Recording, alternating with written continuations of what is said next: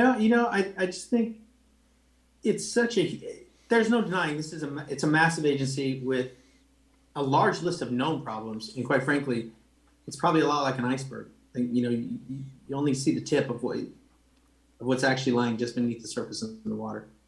It is going to take a concerted effort, a unified effort from people from all over Arizona, all walks of life, all party affiliations, to get this addressed. Mr. Blackman is entirely correct. It can't be about blame at this point, because if we get stuck in a cycle of trying to figure out who to point the finger at, I don't think things are going to get done, because nobody wants to end up holding the bag at the end of the process. And so what needs to happen is just a focus on, let's build a process to identify what we're dealing with. Let's be open about it. Let's be transparent, and then let's work on it together in a unified manner. This can't be about politics, folks, because at the end of the day, we're talking about human lives and people who are incarcerated, the operation of our criminal justice system and its effects on down the line, the effect it has on families, our communities, our kids.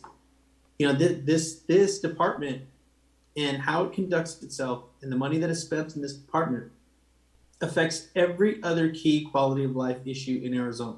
It does. And if you think about it, it affects our school funding. It affects our treatment of drug and alcohol abuse. It affects our treatment of mental health.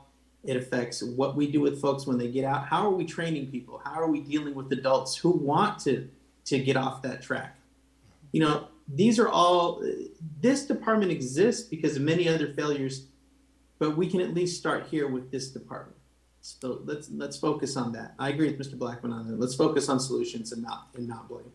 And that's the tagline that we've had here at ATAC since the inception of ATAC, is that this is a nonpartisan issue that requires a bipartisan solution, and that should not be lost, that we have a conservative and a liberal, a Republican and Democrat on this panel talking about this, and there's there's no daylight between them on this issue, and because it is an issue that requires everybody to engage on it, and it should not be politicized.